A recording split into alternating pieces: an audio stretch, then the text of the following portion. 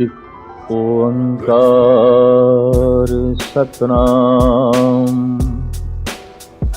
करता पुरख निर्भव निर्वैर अकाल मूरत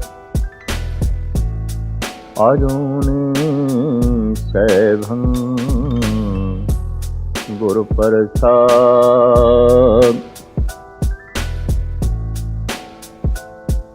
धन गुरु ग्रंथ साहब जी महाराज ਦੇ चार युगां ਦਾ ਜ਼ਿਕਰ बार बार आया। चार युगां का ਹੁਣ ਨਿਬੜਾ ਨਰ ਮਨੁੱਖਾਂ ਨੂੰ ਏਕ ਨਿਧਾਨ।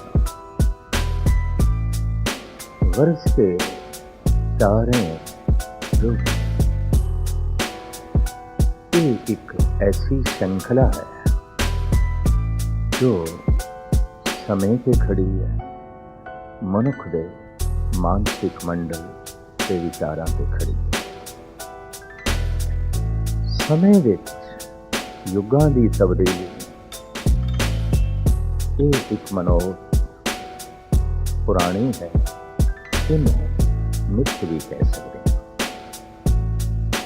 अस्थान दे युगां दी मनोरथ जैसे किसी थां से कथा कीर्तन हो रहा है, वो जगह सचयुग है, वो जगह बैकुंठ है। कहो कबीर कहिए काय साध संगत बैकुंठे आए।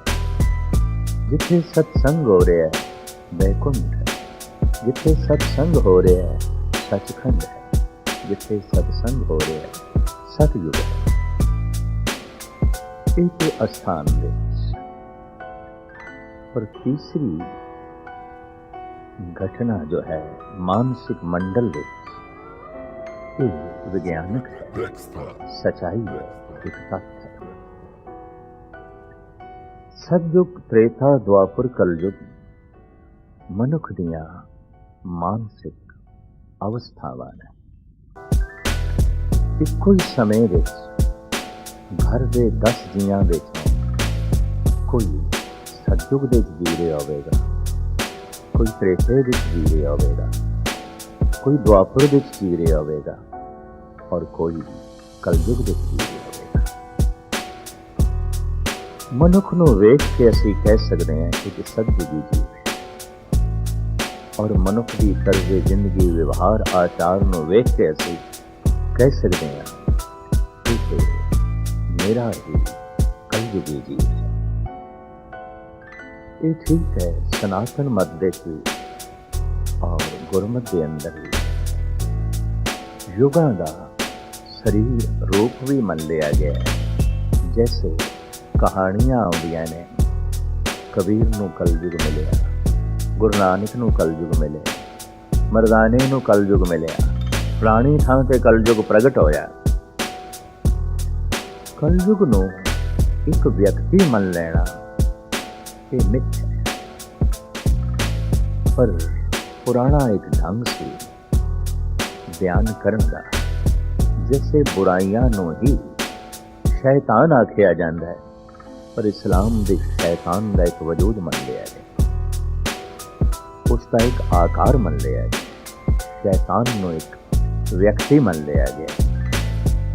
दरअसल शैतानियत शैतान ये बुराइयां, ये जो अवगुण ने, इसी तरीके दे नाल देव बिरतियां, पवित्र बिरतियां, प्रकाशमयी बिरतियां जिसके अंदर चल रही ने वही देवता,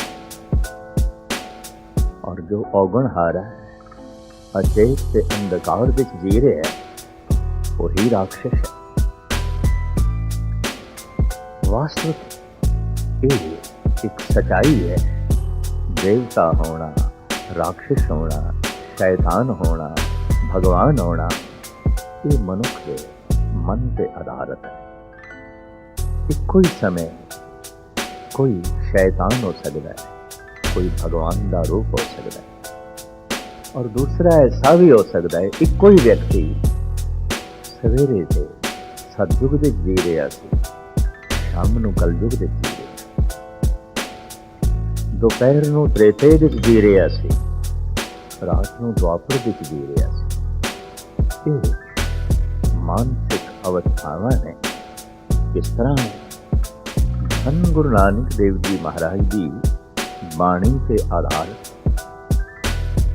ਇਸ ਨੂੰ ਮੈਂ ਬਿਆਨ ਕਰਨ ਲੱਗਾ। ਨਾਨਕ ਮੇਰੇ ਸਰੀਰ ਕਾ ਇੱਕ ਰਥਵਾ, जुग जुग फेर वटाइए, ज्ञानी बुझे ताय। युग युग दे समय समय दे जीवन चेतना शरीर वख वख धारण करती रही। जीवन दे लक्ष्य बदलते रहे ने, जीवन के साधन बदलते रहे। लक्ष्य बदल जाए, साधन बदल जान, युग बदल जाए। युग की तब्दीली इसते खड़ी है कि मनुख के जीवन का लक्ष्य बदल गया, युग बदल गया। लक्ष्य की प्राप्ति के साधन बदल गए, युग बदल गया। समा ते लाजमी लगेगा, वक्त से लाजमी लगेगा। इस वास्ते जिन्हां ने समय विच भी युगां की गिणती की थी, लेकिन आधार से मनुख का मन ही बनाना पड़ेगा। ये ठीक है, मनुख के मन नूं बदलदिआं, लक्ष्य दे बदलदिआं, साधन दे बदलदिआं समा ते लगदा है, वक्त ते लगदा है। तो जिन्हां ने समय के आधार से युगां की वंड की है, उन्हां दा दृष्टिकोण बैरोनी, पर वास्तविक ते यही है कि बहु गिणती दे मनुख दे जीवन का लक्ष्य जब बदल जाता है, साधन लक्ष्य की प्राप्ति दे बदल जाते हैं, युग बदल जाता है। युगां दे अगर हम गिणती करिए तो चलो ऊपर तो लईए प्रथम सतयुग। धन गुरु नानक देव जी महाराज कहते ने, जुग जुग फेर वटाइए, ज्ञानी बुझे ताय। कोई ज्ञानवान है इसनू जानदा है कि हर समय जीवन के लक्ष्य ते साधन बदलते रहे। सतयुग रथ संतोख का, धर्म अगे रखवा। सतयुग दे जीवन का लक्ष्य वास्तविक की सी? सतयुग रथ संतोख का, धर्म अगे रखवा। अगे लक्ष्य धर्म सी। धर्म तो मुराद सच्चाई, धर्म तो मुराद परमात्मा, धर्म तो मुराद ईश्वर, सच। जीवन का लक्ष्य सच से, प्राप्ति का साधन संतोख से, मनुख संतुष्ट से। और संतुष्टि ऐसा रथ है, इस ते बैठ के मनुख सच की प्राप्ति करता रहा है, धर्म की प्राप्ति करता रहा।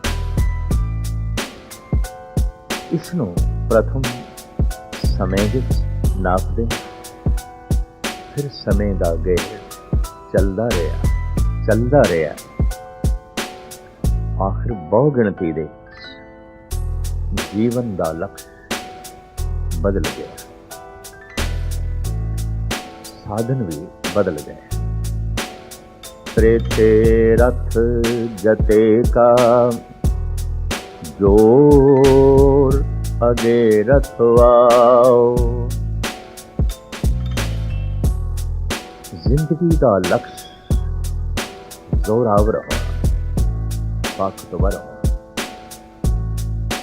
शक्ति होनी चाहिए बाहां दे, बाहुबल इतना होवे जैसे 1000 बावां दे बल होना है।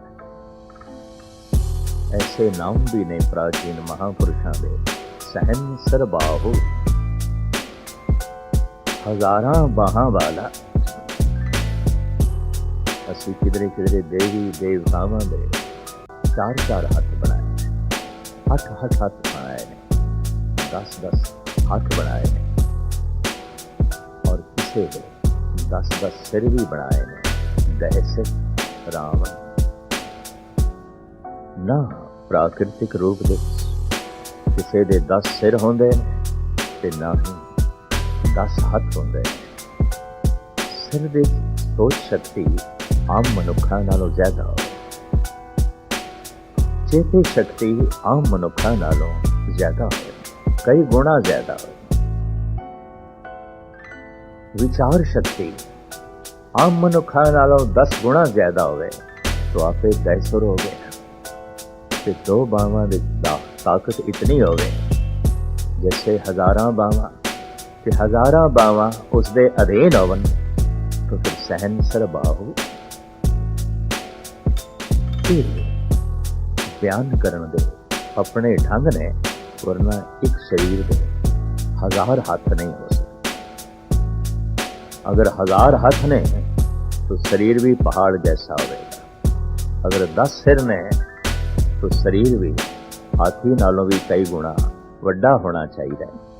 नहीं, 10 सिरां जैसी चेते शक्ति, 10 सिरां जैसी सोच शक्ति, 10 सिरां जैसी विचार शक्ति जिस दे अंदर सी, असी उसनूं 10 सिर आखिया, 10 सिरां वाला। और जिहदे 2 हाथ 1000 हत्थां नूं काबू कर सकन, अपने अधीन कर सकन, उसनूं असी सहनसर बाहु करके आखिया। बयान करन दे ढंग ने जीवन दा लक्ष्य जद बन गया जोरावर होना, मेरे 2 हत्थां दे बल 1000 हत्थां जैसा हो।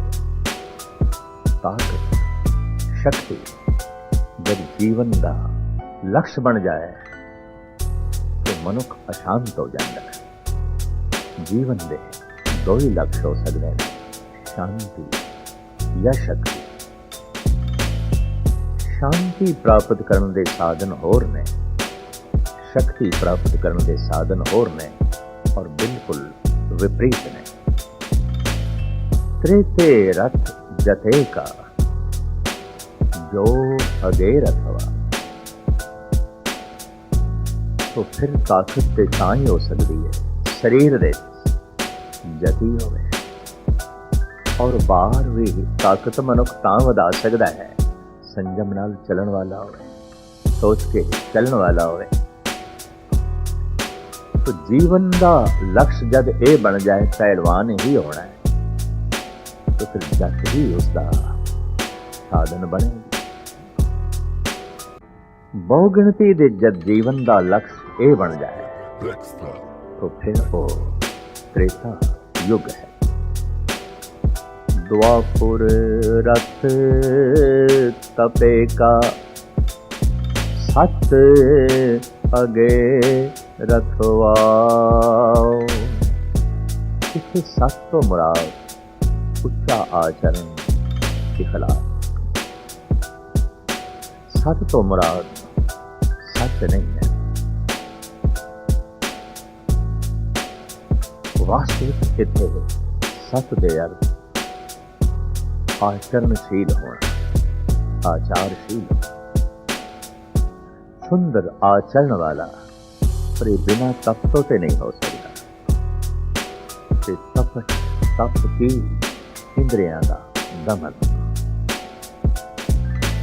अखां नूं काबू दे च रखना है, कन्नां नूं काबू च रखना है, जबान नूं काबू दे च रखना है, हथ पैरां नूं काबू दे च रखना है, मन नूं काबू दे च करने की कोशिश करनी है, ताकि जीवन दे सत प्रगट हो सके।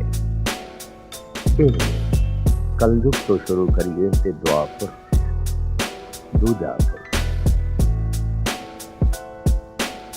ਔਰ ਜਿਸ ਯੁੱਗ ਦੇ ਅਸੀਂ ਜੀ ਰਹੇ ਹਾਂ, ਧੰਨ ਗੁਰੂ ਨਾਨਕ ਦੇਵ ਜੀ ਮਹਾਰਾਜ ਇਸ ਦੇ ਬਾਰੇ ਇੰਝ ਪ੍ਰਮਾਣ ਕਰਦੇ ਨੇ। ਕਲਯੁਗ ਰਥ ਅਗਨ ਕਾ, ਕੂੜ ਅਗੇ ਰਥਵਾ।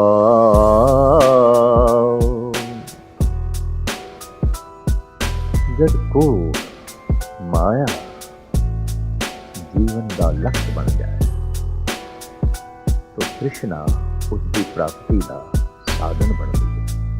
ਤ੍ਰਿਸ਼ਨਾ ਲੋਹੀ ਨਹੀਂ ਤਾਂ ਫਿਰ ਤਰ੍ਹਾਂ ਤਰ੍ਹਾਂ ਦੇ ਪਦਾਰਥਾਂ ਦੀ ਪ੍ਰਾਪਤੀ ਕਿਵੇਂ ਕਰੇਗਾ? ਸੰਤੁਸ਼ਟ ਹੈ ਤਾਂ ਪ੍ਰਾਪਤ ਕਰ ਵੀ ਨਹੀਂ ਸਕਦਾ। ਤ੍ਰਿਸ਼ਨਾ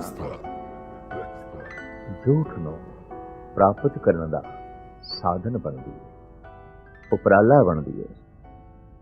ਕੂੜ ਕਿਸ ਨੂੰ ਕਹਿੰਦੇ ਨੇ? ਜੋ ਦਿਖਾਈ ਵੀ ਦੇਵੇ, ਪ੍ਰਭਾਵਿਤ ਵੀ ਕਰੇ ਤੇ ਪਕੜੀਏ ਹੱਥੋਂ ਨਿਕਲ ਜਾਏ। ਜਗਤ ਸਥਿਰ ਨਹੀਂ, ਅਸਥਿਰ ਹੈ। ਸਭ ਕੁਝ ਚਲਾਇਮਾਨ ਹੈ। ਇਸ ਵਾਸਤੇ ਇਸ ਨੂੰ ਕਹਿ ਦਿੱਤਾ ਹੈ ਕੂੜ ਮੀਨਾ, ਕੂੜ ਬੀਜ ਖੱਪ ਹੋਏ।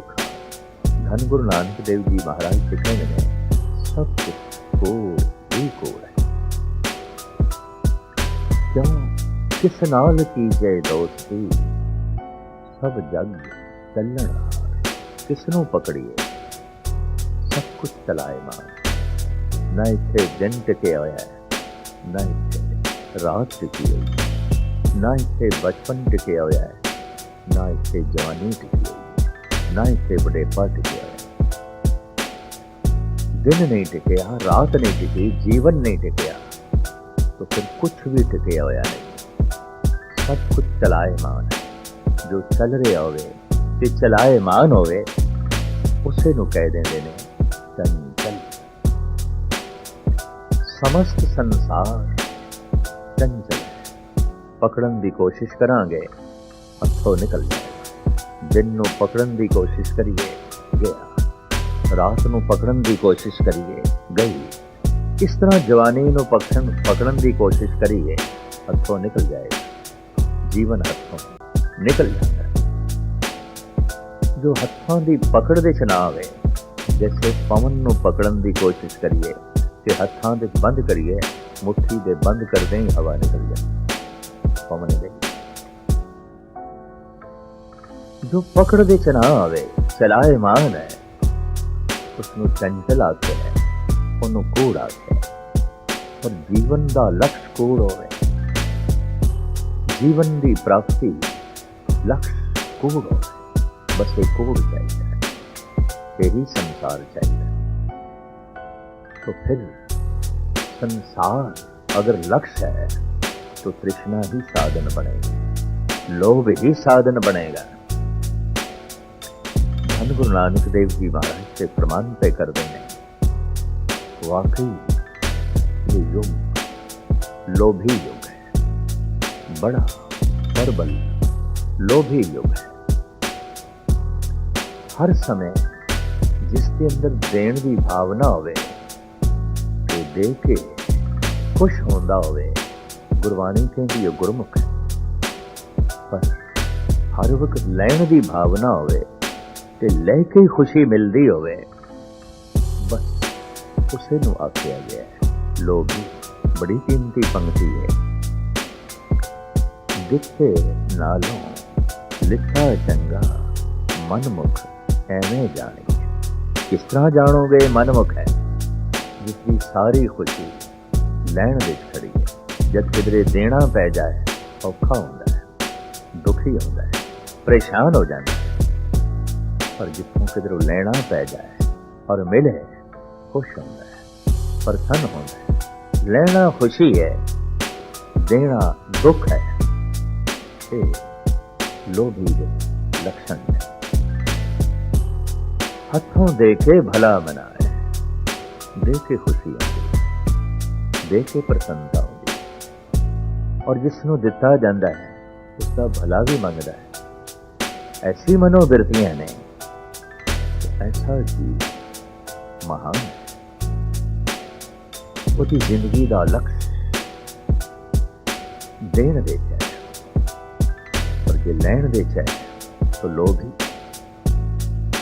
अगर कूड़ जो पदार्थ संसार ही जीवन का लक्ष्य है, तो प्राप्ति का साधन तृष्णा हो। तृष्णालु का लक्ष्य कूड़ होता है, माया होती, संसार होता है, पदार्थ होंदे ने। और महाराज कहते ने मनुखी दुनिया ते झात मार के देखिए, नानक कूड़ रहा भर। कूड़ ते व्यापक है और बड़े व्यापक पद्धर ते चल रहे हैं। इत्थे कि कोई किधरे सच बोल देवे कि हूं झूठ समझिया जाता है, पर झूठ बोले कि सच समझिया जाता है, क्योंकि व्यापक ओही है। हजारां पागलों के इकट्ठ दे किधरे कोई इकद सियाणा आ जाए, तो हजारां पागलों की दृष्टि दे वो सियाणा पागल है, या उसनों पागल कर देंगे। जैसे कि अनुभव है, भीड़ जिस पासे चल रही होवे, कल्ले नूं उसे पासे चलना पैंदा है, या फिर पूरा संघर्ष करे। देखना दी चाहे भगत के अवतारां की जिंदगी बड़ी संघर्ष की लगती, क्योंकि जिस पासे भीड़ सी अवतार उस पासे चलन नूं राजी ना होए, और अवतार का मतलब सी भीड़ का रुख मोड़िए।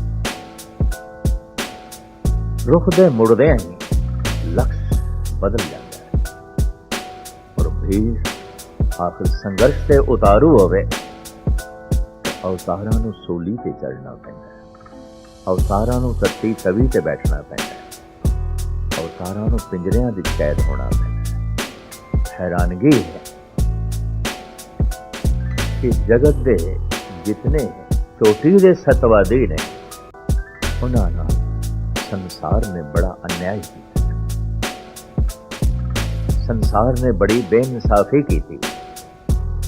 वास्तविक पागलों की भीड़ दे जो जितना सियाणा होवेगा उतना ही पागल कहलाएगा। दूर क्यों जाओ, इस भीड़ ने कह दिता सी गुरु नानक नूं। सतगुर आप कहते ने, कोई आखे भूत ना, को कहे बेताला, कोई आखे आदमी, नानक विचारा।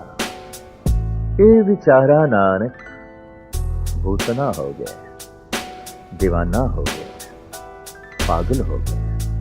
भीड़ ने ते गुरु नानक जैसी अजीम शक्ति नो, महान आलम नो, चोटी दे दार्शनिक फिलोसफर नो, रब्बी चिंतक नो, प्रभु दी मूर्ति नो भूतना कह दिता। हैरानगी है, जो सारियां दे भूतने उतारन आया है, जगत उसनों भूतना कहता है। जो हर एक दी जिंदगी नूं ताल देण लई आया है, जगत उसनूं बेताला कहता है। ऐसा क्यों? भीड़ तृष्णालुआं दी, भीड़ मायाधारियां दी है। ते मायाधारी किसनों कहोगे? जिसकी जीवन का लक्ष्य संसार है, पदार्थ है, जी रहे है पदार्थां की खातर, जी रहे है संसार की खातर। तो संसार वड्डा हो गया, पदार्थ वड्डे हो गए, धन ही महान हो गया कि जीवन से कुछ भी नहीं। जीवन उस दिन महान बनता है जब लक्ष्य इस जीवन तो उच्चा होवे, तो वो परम जीवन ही हो सकता है। ते परम जीवन परमात्मा ही है। जिन्ने चिर तक जीवन का लक्ष्य परमात्मा ना होवे, उतने तक मनुष्य उच्चा नहीं हो सकता, महान नहीं हो सकता। तो ये विचारधारा से खड़े सतयुग त्रेता द्वापर ते कलयुग। हुण इस नूं वास्तविक सच्चाई दे आईने विच देखण दी कोशिश करिए। मनुख चार तरह की अवस्थावां चों लंघदा है। प्रथम गर्भकाल की अवस्था, दूजा हुण धरती की गोद विच आ गए। पहले मां की कुख दे सी, हुण धरती की कुख दे च बच्चा है। तीसरी अवस्था जवान हो गया। चौथी अवस्था बुढ़ा हो गया। इन्हां चार पड़ावां तो एक मनुख नूं लंघना पैंदा है। गर्भकाल की अवस्था, बचपना, जवानी, बुढ़ेपा। बिरध इंसान की अपनी तर्ज जिंदगी है। जवानी का अपना ढंग है। बच्चे की अपनी दुनिया है और गर्भकाल के बच्चे की अपनी अवस्था है। इस हिसाब दे नाल अगर युगां नूं वेखीए, सतयुग गर्भकाल की अवस्था है। त्रेता बचपना है। द्वापर जवानी है। कलयुग बुढ़ापा है, बुढ़ा युग है। अगर सच्चाई नूं वेखना होवे, बच्चे नालों, गर्भकाल दे बच्चे नालों, खिडौणियां नाल खेडदे होए बच्चे नालों और जवान नालों बुढ़ापा इस वास्ते महान है कि उसदे कोल जिंदगी के तजर्बे होंदे ने। उतार चढ़ाव दा सारा बोध आउंदा है। शायद इस वास्ते धन गुरु नानक देव जी महाराज ने कलयुग नूं महान आख दिता है। सतयुग त्रेता द्वापर भणिए, कलयुग उत्तम युगा है।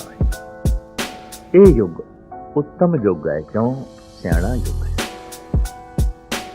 और ये गल ते मन्नी परवन्नी है, इस युग दे जितनी सियाणप उजागर होई है, जैसे जैसे पीछे जाओगे उतनी नहीं। ये जो चार युग ने, गर्भकाल की अवस्था, बचपना, जवानी ते बुढ़ेपा, इन्हां दे अपने अपने अवतार ने। उसनूं गुरबाणी अपने ढंग नाल बयान कर दी है और इसनूं वाकई सच्चाई के रूप में, हकीकत के रूप में असीं देखीए ते समझण की कोशिश करिए।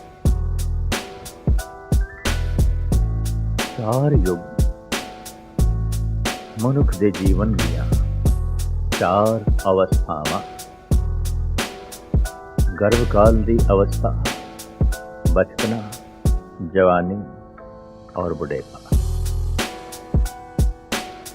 सतयुग गर्भकाल की अवस्था सी। गर्भकाल का बच्चा मां दे श्वासां नाल श्वास लैंदा है। मां जो खांदी है उसकी ओही खुराक है। मां जो पींदी है बस उसका ओही पान है। स्वतंत्र रूप दे उसका खान पान नहीं। सतयुग दे मनुख पहाड़ां दियां कंदरां थले या रुखां थले रहिंदा सी। प्रकृति जो दे रही सी फल फुल वही खा लैंदा। अपनी तरफों कोई भोजन बनाना और उन्हें सवारना यह अजे मनुख ने नहीं सीखिया और लोड़ भी नहीं सी। अबोध थी, लेकिन एक विचारधारा भारत दे मनीष ने मनी है कि गर्भकाल का जो बच्चा है वास्तविक उस हालत दे है जिस हालत दे एक योगी समाधि विच होंदा है, एक ब्रह्म ज्ञानी समाधि विच होंदा है। समाधि दे जो आनंद होंदा है वही आनंद उस कोल है, वही रस उस कोल है। फिर जीवन भर उसे ही आनंद में लभदा है। ये आनंद स्वभाव किसनों प्रकृति ने ही प्रदान किया है। निश्चिंत है, चिंता रिजिक दी होंदी है, तो मां दी खुराक उसदी खुराक है। मां दा पीता होया पानी ਉਹੀ ਉਸਦੀ ਪਿਆਸ ਬੁਝਾ ਰਿਹਾ ਹੈ। ਮਾਂ ਦੇ ਸਵਾਸਾਂ ਨਾਲ ਸਵਾਸ ਲੈ ਰਿਹਾ ਹੈ। ਇਸ ਬੱਚੇ ਤੇ ਕੋਈ ਸਮਾਜ ਰਾਜ ਨਹੀਂ, ਨਿਸ਼ਚਿੰਤ ਹੈ। ਚਿੰਤਾ ਰਿਜ਼ਕ ਦੀ ਆਉਂਦੀ ਹੈ तो मां दी खुराक उसकी खुराक है। मां दा पीता होया पानी ਉਹੀ ਉਸਦੀ ਪਿਆਸ ਬੁਝਾ ਰਿਹਾ ਹੈ। ਮਾਂ ਦੇ ਸਵਾਸਾਂ ਨਾਲ ਸਵਾਸ ਲੈ ਰਿਹਾ ਹੈ। ਇਸ ਬੱਚੇ ਤੇ ਕੋਈ ਸਮਾਜਿਕ, ਰਾਜਨੀਤਿਕ, ਆਰਥਿਕ ਜ਼ਿੰਮੇਵਾਰੀ ਨਹੀਂ। ਸਤਿਯੁਗੀ ਜੀਵ ਕੱਲਾ ਤਨਹਾ ਜੀਣ ਵਾਲਾ, ਪਹਾੜਾਂ ਦੀਆਂ ਕੰਦਰਾਂ ਦੇ ਰਹਿਣ ਬਸੇਰਾ ਕਰਨ ਵਾਲਾ, ਰੁੱਖਾਂ ਥੱਲੇ ਰਾਤ ਕੱਟਣ ਵਾਲਾ, ਪ੍ਰਾਕਿਰਤਿਕ ਰੂਪ ਦੇ ਜੀਣ ਵਾਲਾ। ਕੋਈ ਰਿਜ਼ਕ ਦੀ ਚਿੰਤਾ ਨਹੀਂ ਸੀ। इतनी वनस्पति, इतना कंद मूल, इतने फल फूल सुभाविक उपलब्ध सन कि जी रहा सी इस तरह जैसे गर्भ काल का बच्चा जी रहा। निश्चिंत सी, बेफिक्र सी और मन में संतोष सी, संतुष्टि सी। यही कारण है कि सतयुग दे कोई प्रबल अवतारी पुरुष नहीं आया। गर्भकाल के बच्चे नूं आखिर समझाने वास्ते, सिखाने वास्ते किसकी लोड़ है? भाव किसी की भी लोड़ नहीं है। वो ते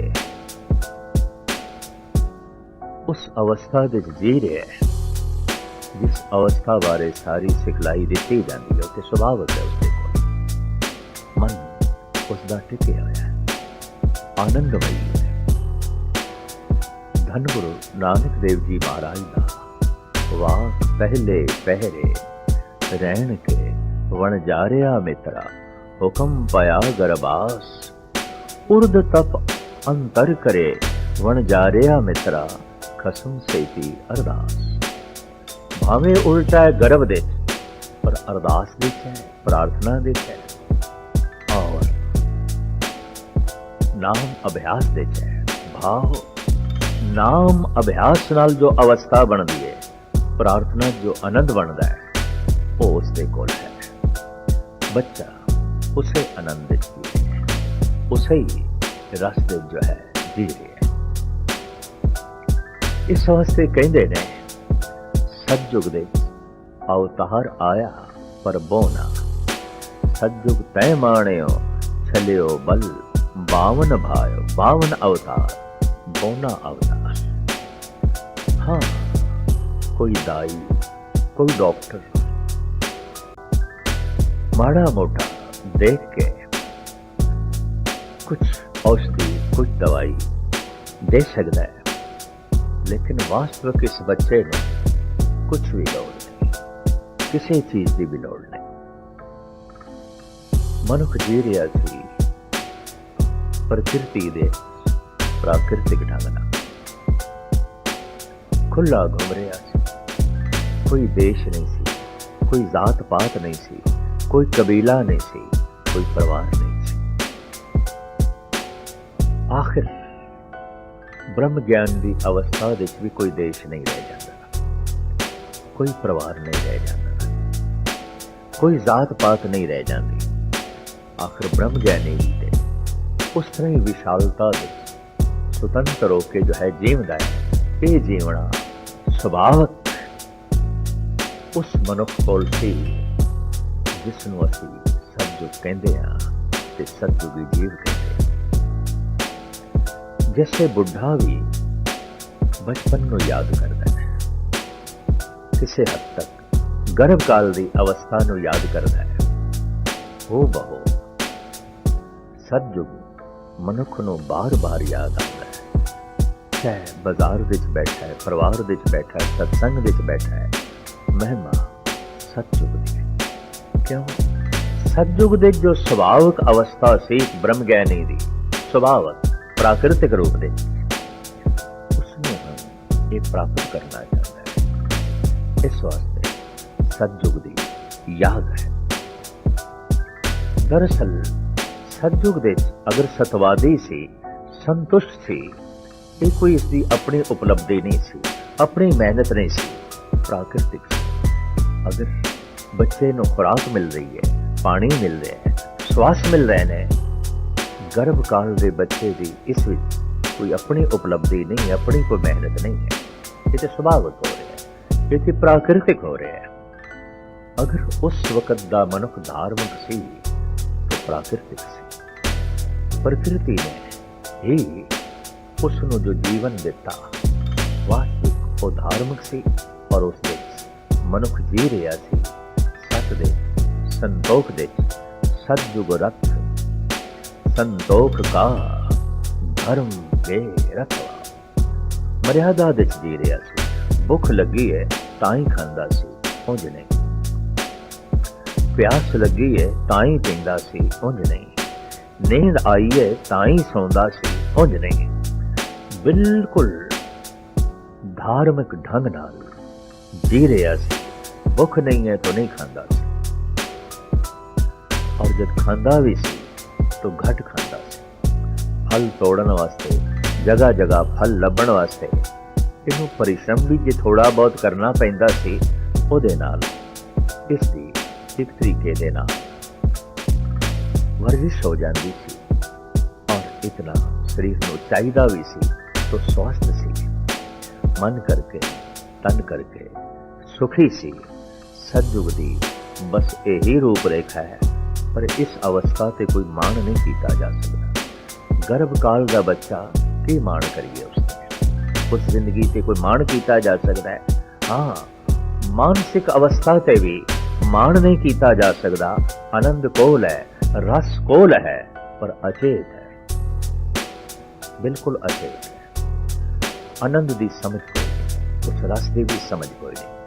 ਔਰ ਜਿਸ ਦਿਨ ਸਮਝ ਆਏਗੀ, ਬੋਧ ਆਏਗਾ, ਉਸ ਦਿਨ ਆਨੰਦ ਨਹੀਂ ਹੋਵੇਗਾ। ਆਖਿਰ ਗਰਭ ਕਾਲ ਚੋਂ ਮਨੁੱਖ ਆਇਆ,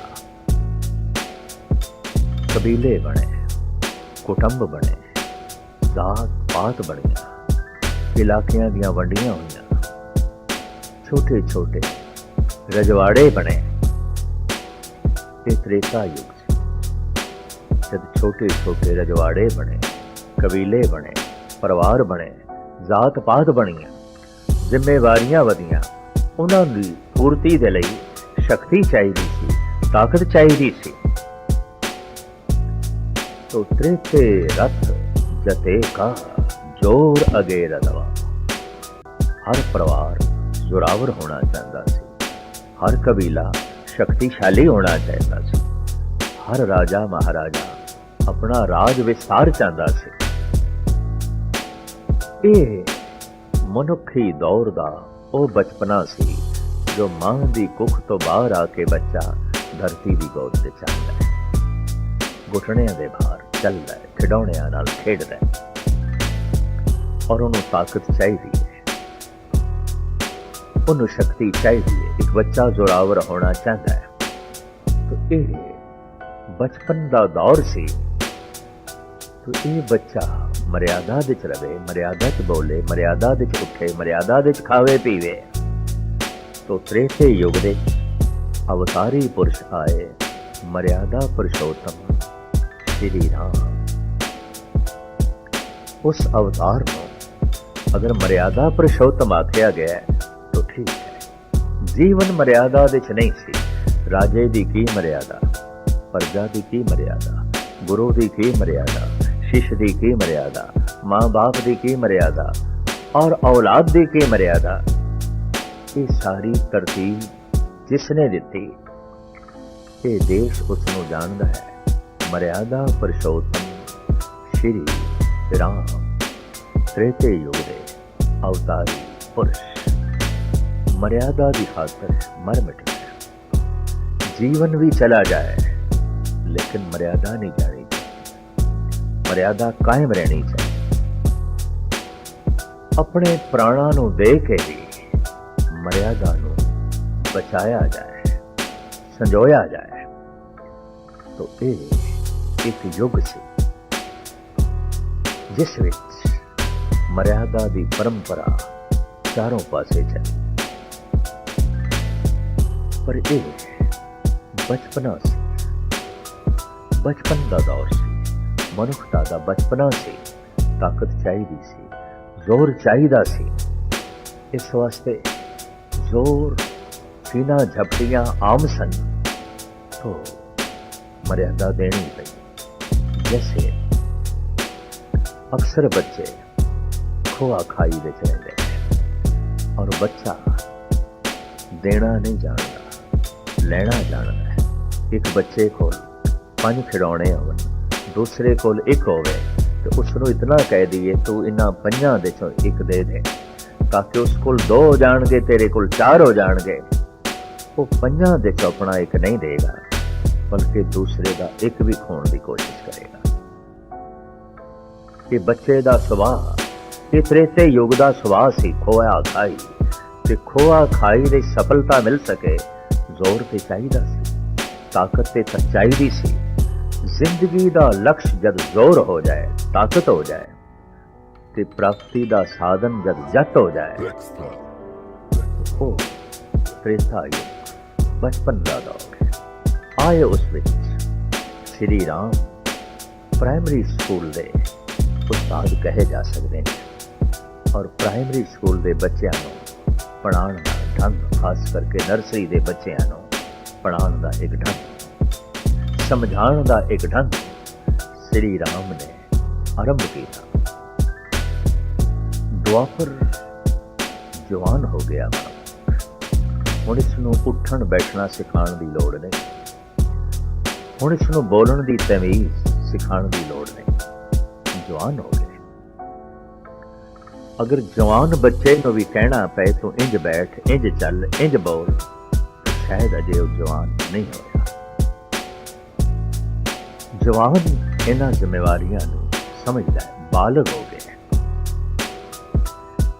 बालग होया है उस जमाने आए श्री कृष्ण, और कृष्ण जी नूं कहंदे लीला पुरुषोत्तम श्री कृष्ण। जवान उम्र वाकई एक लीला है, एक लीला है, एक रास लीला है। जीवन में शक्ति बड़ी है, ताकत बड़ी है, उछाल बड़ा है, होम दे उबाल बड़ा है। द्वापर रथ तपे का, सत अगे रथवा, ये उछलिया होया होम, ये उछली हुई शक्ति अनर्थ नूं जन्म ना देवे। तो हुण कुदरती गल है, उच्चा आचरण सिखाना ही सी। सत अगे रथवा, जब जीवन का लक्ष्य होवे उच्चा इखलाक ते प्राप्ति का साधन बन जाए, तब द्वापर ये विचारधारा देना है श्री कृष्ण। मर्यादा जबरन थोपे नहीं जा सकती।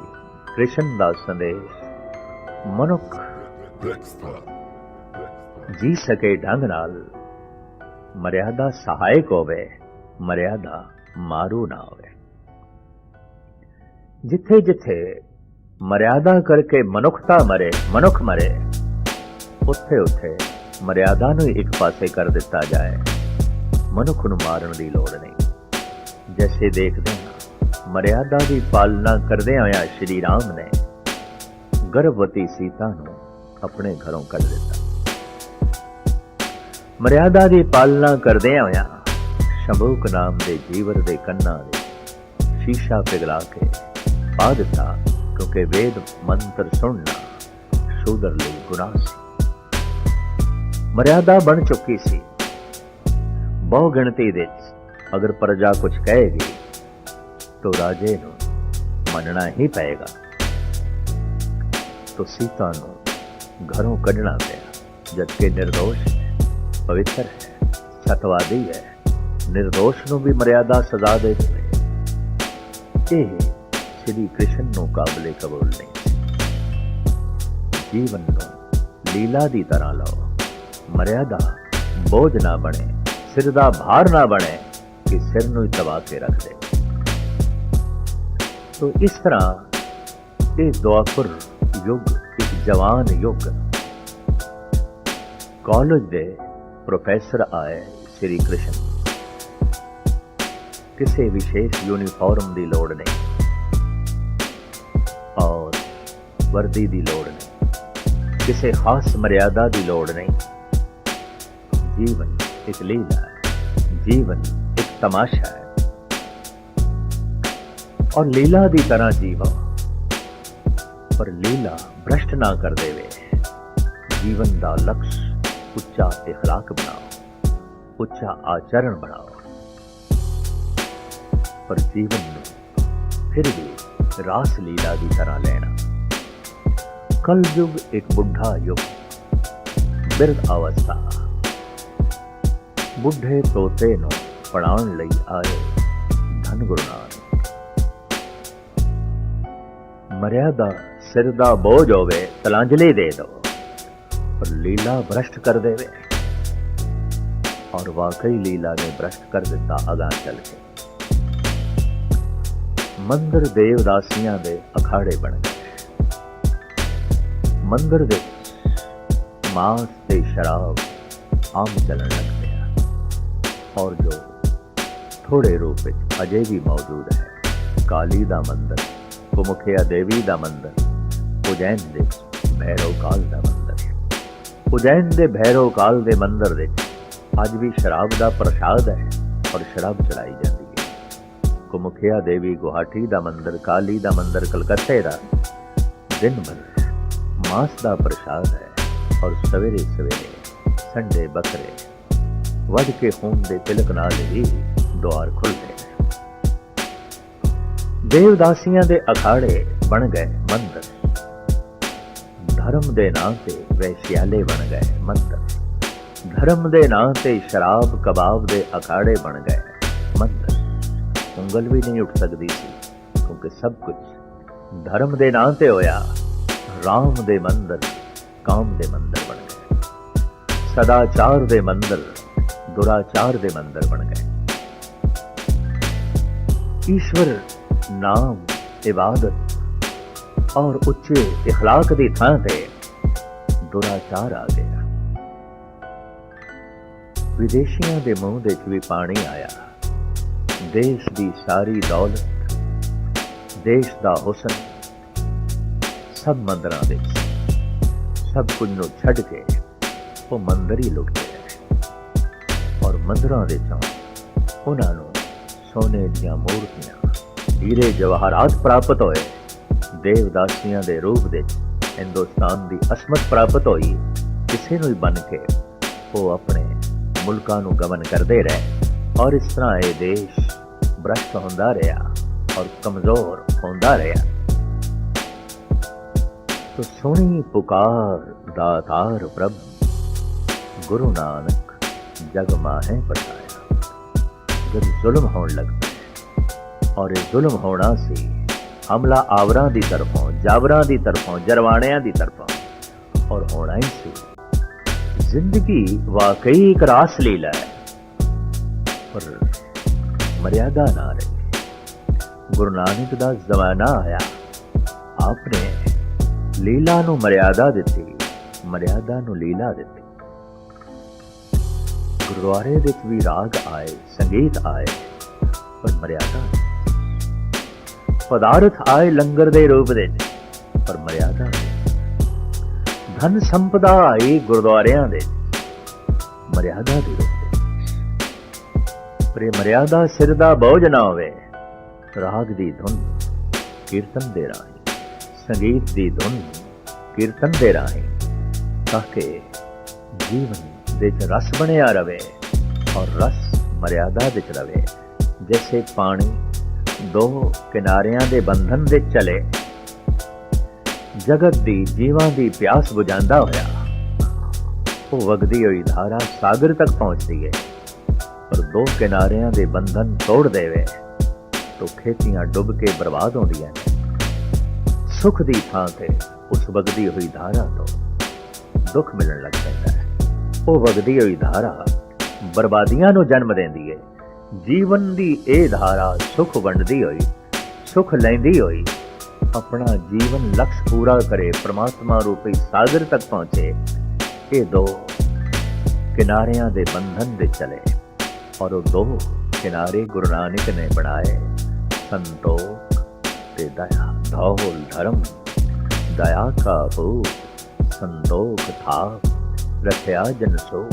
अपने विच संतुष्टि ते दूसरे ते दया। ये उपदेश, ये संदेश धन गुरु नानक देव जी महाराज का। वाकई ये उपलब्धि ते ओही है जो गर्भ काल दे बच्चे दी थी। धन गुरु नानक देव जी महाराज ने मनुख दी दुनिया तो जात पात हटा दी, मजहब हटा दिता, वर्ण बेख हटा दिते, आश्रमां दा बोझ हटा दिता, भाषा दी वितकरे भी हटा दिते, मुल्क दी तंगदिली भी हटा दिती। सरबत दे भला मनन मंगण दी जाच सिखाई और आख्या सरबत दा भला मंगो। सारा संसार थोड़ा मुल्क है, थोड़ा मुल्क केवल थोड़ा मुल्क नहीं, सारा संसार ही थोड़ा मुल्क है। और थोड़े मुल्क दे बंदे ही केवल थोड़े बंदे नहीं, सारा संसार साडा भाईचारा है। ऐसा उपदेश संदेश कल युग दे इस अवतारी पुरुष ने जगत दी झोली विच पाया। जैसे बुढ़ा तृष्णालु होंदा है ते सियाणा भी बड़ा होंदा है। जिंदगी दे बहुते उतार चढ़ाव देखण करके उन्हों झूठ बोलना भी आ जाता है और झूठ उसका चलता भी है। उम्र का तकाजा देख के बुजुर्ग है उसकी हर गल नूं अगले सही मन लेंदे ने, बुढ़ापे करके जबकि सही नहीं होती। ये एक प्रभाव है इस बुढ़े युग का, झूठ ते व्यापक है, तृष्णा ते व्यापक है। एक गर्भ काल दे बच्चे की तृष्णा होवेगी, एक खिडौणियां नाल खेडदे बच्चे दे अंदर की तृष्णा होवेगी। हाँ, जवान दे अंदर हो सकती है और बुढ़े दे अंदर कई गुणा ज्यादा हो सकती है। ये तृष्णालु युग, ये झूठा युग और ये बहुत सियाणा युग। इसनों गुरु नानक ने आख्या तो सिख है, सिखना है अजे तो कुछ भी नहीं जानना। क्योंकि बुढ़े नूं सब तो वड्डा मान ये आउंदा है मैं सब कुछ जानदा, इस जवान नूं की पता, इस बच्चे नूं की पता। वाकई एक बिरद दे सामने जवान ते बच्चा अनजान ने, पर वाकई भगवान दे सामने एक बुढ़ा भी अनजान है। सच दे सामने एक बुढ़ा भी अनजान है। लिहाजा एहसास कराया तू सिख है, तेरे अंदर ये भाव पैदा होवे मैं कुछ नहीं जानता, मैनू कुछ भी नहीं पता। इस भाव तो शिक्षा दीक्षा आरंभ की थी गुरु नानक ने। पर शिक्षा दीक्षा बोझ ना बने, गा के शिक्षा दी। रबाब दी धुन नाल अपने दिल दियां तरबां मिलाइया, रब्बी संगीत नूं जन्म दिता और आपने इस ढंग नाल समझाना शुरू किया। आलम कहते ने गुरु नानक ने योग साधना नहीं की थी, गुरु नानक ने जल धारा नहीं की थी, गुरु नानक ने प्राणायाम नहीं किए, गुरु नानक ने धूणे नहीं तपाए, गुरु नानक ने वर्त नहीं रखे। गुरु नानक दा तीर्थां दे रटण दे कोई विश्वास नहीं। गुरु नानक ने केवल प्रभु दा गीत गाया है, गाउण दे विश्वास है, पर इतनी एकाग्रता नाल गाया, इतने रस विभोर होके गाया, इतने प्राणा नाल गाया कि गावना ही जप बन गया, गावना ही तप बन गया, गावना ही जोग बन गया, गावना ही प्रभु दा रोग बन गया। जोग बनया तेरा कीर्तन गाई। कीर्तन गुरु घर दे प्रभु प्राप्ति दा मुख वसीला बन गया। सिर ते बोझ ना बने, प्रभु दा दर गावदे होया प्राप्त करिए। अगर परमात्मा आनंद है तो उसदे दर तक पहुंचण दा वसीला भी रस होवे, आनंद होवे, खेड़ा होवे, खुशी होवे। तो इस तरह रबाब दी धुन ते वक्त दा राग, वक्त दी रागनी गा गा के आप जगत नूं शिक्षा देंदे रहे, दीक्षा देंदे रहे और आपने मनुख की दुनिया चों जात पात नूं एक पासे कर दिता, वर्ण वंड नूं भी एक पासे कर दिता। मनुख केवल मनुख है, जन्म तो कोई धार्मिक नहीं, जीवन तो धार्मिक होवेगा। जन्म तो कोई ब्राह्मण नहीं, हाँ जीवन तो ब्राह्मण हो सकता है। जन्म तो किसी को शूदर ना आखो, कोई शूदर नहीं, जीवन तो शूदर हो सकता है। और इस तरीके की शिक्षा दीक्षा मनुख की झोली दे पाई, जात पात दे सारे वितकरे हटा दिते और आखिया सिर्फ जोत नाल जुड़ो, जात नाल नहीं। एक पासे रखो जात नूं, जोत नाल जुड़ो। शरीर सारियां दे अलग अलग ने। असी देखते हैं एक शरीर दा मांस दूजे शरीर दे फिट करना बड़ा औखा है, क्योंकि हर शरीर अलग अलग है। मन भी अलग अलग ने, किधरे किधरे कोई दो मन एक हो जाते ने, दो मनुखों की विचारधारा किधरे एक हो जाती है। सारे संसार की विचारधारा भी एक नहीं हो सकती। हर एक दा तन अलग अलग है, हर एक दा मन अलग अलग है, पर सारियां दी आत्मा तो एक ही है। धन गुरु नानक देव जी महाराज कहते ने, हर एक दे अंदर आत्मा वेखो, वो एक है। आप दा संदेश ते उपदेश भी एक है। सारे ही एक ने, सारे ही एक दे विच ने, सारियां दा मालिक एक है। तो जात अलग अलग नहीं हो सकती, मजहब अलग अलग नहीं हो सकते। सारियां दा वरण धर्म वेख एक ही है। और वो परमात्मा दा स्वरूप, परमात्मा दा स्वरूप जैसा सानू मिले है, उसे रूप अपने आप नू जो है रखो, और अपने अंदर ये भाव रखो कि सीखना है, मैं अजे भी सीखना है, मरदे दम तक सीखना है। अगर ऐसा भाव अंदर बनया रहे तो मरदे दम तक उसकी पात्रता बननी रहती है, और परमात्मा दियां बख्शिशां उन्हों मरदे दम तक प्राप्त होंदियां रहंदियां ने। चार युगां दी ये विचारधारा गुरबाणी नूं मुख रख के तुच्छ बुद्धि अनुसार आप जी दे समक्ष भेंट कीती है।